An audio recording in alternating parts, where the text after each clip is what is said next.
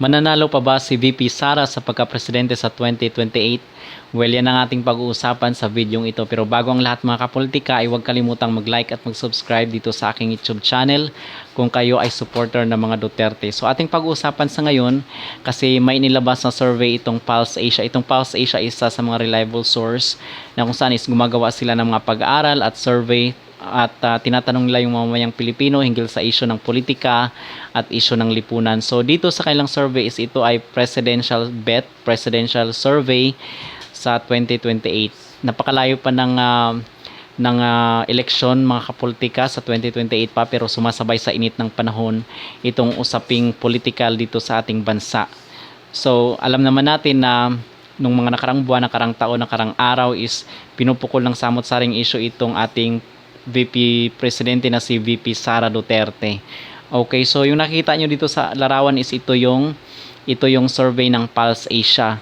So sa NCR, ang nanguna kasi sa survey na isinigawan nila is itong si Tulfo at si Sara. Pero ang ating pag-usapan is ano ba ang gagawin ni Sara para maibalik yung tiwala ng tao sa kanya at may chance pa ba na mananalo siya sa 2028. So ito yung datos, ito yung figures na inilabas ng Pulse Asia sa NCR dito sa Metro Manila. Si Tulfo is napakalaki ng puntos na nakuha niya, 41%, at itong si Sara Duterte is nasa 26% lang. Sa Balance Luzon, itong mga lugar outside Metro Manila, itong Northern Luzon, itong Bicol, itong Central Luzon, itong Northern Luzon is ito yung tinatawag na Balance Luzon.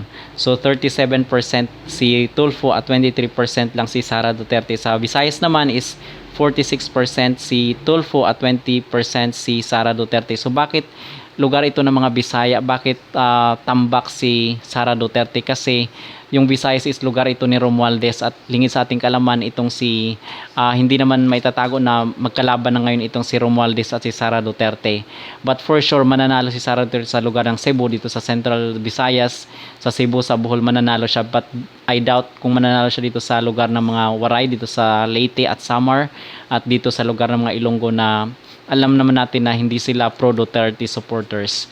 So dyan sa talaga, yan ang rason kung bakit tinambakan si Sara Duterte dito. At dito din sa Mindanao, dito naman tinambakan si Raffy Tulfo kasi lugar ito ng mga Duterte, baluarte ito ng mga Duterte, at napakaraming improvement na nakita yung mga Visayas, yung mga Mindanaoan nung time ni Duterte, kung kaya loyal at solid talaga ang suporta nila kahit ano-ano pang mga isyong binabato at pinupukol dito kay VP Sara Duterte. So si VP Sara nakakuha ng 72% dito sa Mindanao at 18% lang si Raffy Tulfo.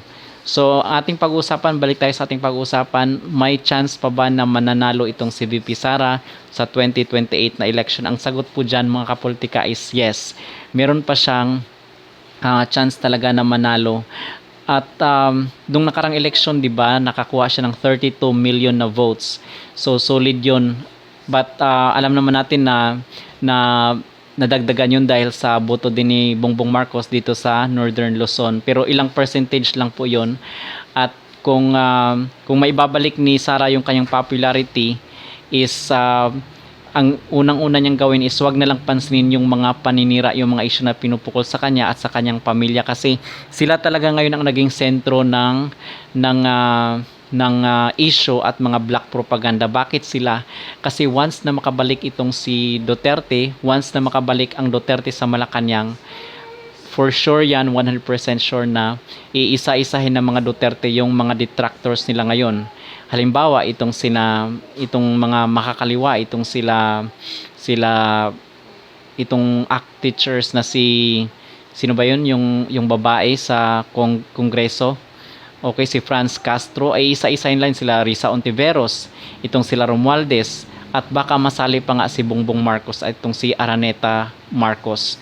So yan ang kinatatakutan nila. Kaya kung baga sa ngayon pa lang is kinakailangan ng pilayan at bahagya nga meron nang gradual na epekto itong mga black propaganda na pinupukol or ini-issue dito sa mga Duterte, especially itong mga issue umano ng patayan sa drug war.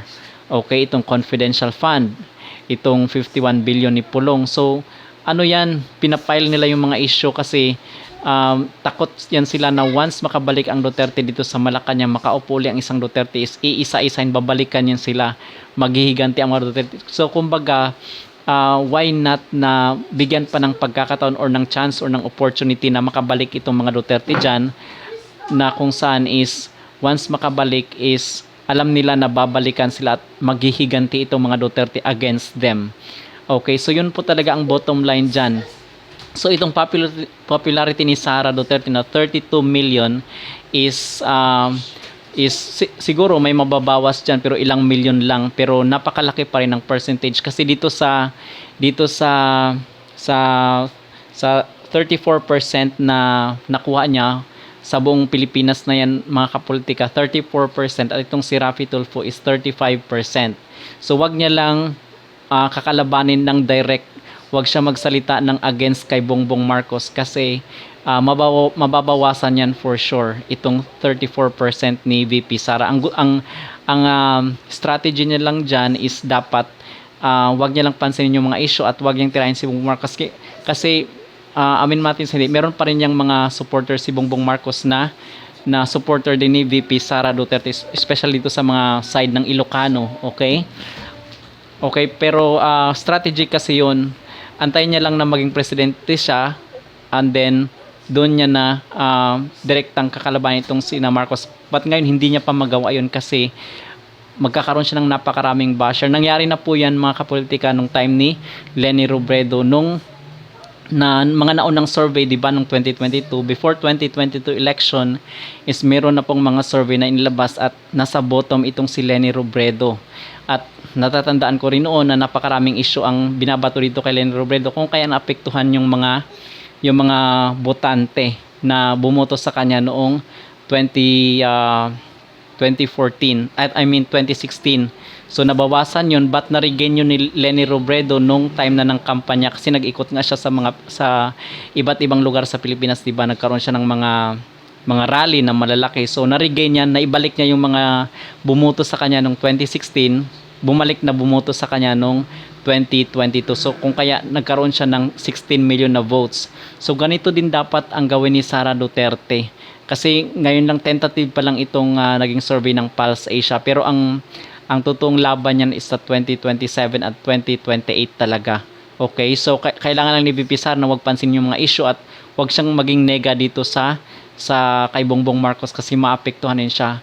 So ipagpatuloy niya lang yung ginagawa niya at makikita rin naman kasi ng tao, at when it comes 2028, for sure na kung magkakaroon siya ng mga rally is maibalik sa kanya yung mga bumoto sa kanya na noong 2022. Okay, so meron pa rin possibility na manalo itong si VP Sara, especially dito talaga sa Mindanao, is ito talaga yung baluarte niya. Baka more than 80% pa nga dyan ang buboto sa kanya, especially if tatambalan siya ni former President Rodrigo Roa Duterte, kasi itong si former President Duterte is nung bumaba siya sa pwesto is more than 80% pa yung trust rating niya. So kumbaga, kailangan niya lang mapatunayan na itong mga issue na pinupukol sa kanila is black propaganda, part of black propaganda, na kung saan is gusto siyang sirain. Kasi yung mga tao is mind control yan. Depende na lang yan sa iyong pagpapaliwanag. Kung mapaliwanag sa mga tao na yung mga pinupukol na mga issues sa kanila ngayon, especially yung sa pagpatayin sa drug war.